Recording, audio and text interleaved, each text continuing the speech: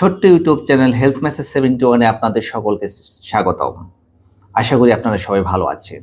আজকে একটি ছোট্ট স্বাস্থ্য তথ্য নিয়ে আপনাদের মাঝে এসেছি। শীতে শিশুর যত্ন কিভাবে নেবেন?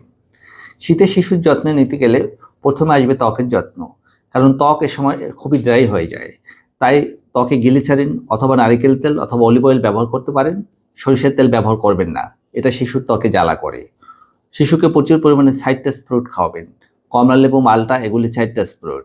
এতে প্রচুর পরিমাণে ভিটামিন সি থাকে। শিশুকে সিনথেটিক কোনো ড্রেস পরাবেন না। সুতির পোশাক পরাবেন। সিনথেটিক ড্রেস থেকে শিশুর অ্যালার্জিক সমস্যা হতে পারে। প্রচুর পরিমাণে শাকসবজি খেতে দিবেন, ফলমূল খেতে দিবেন।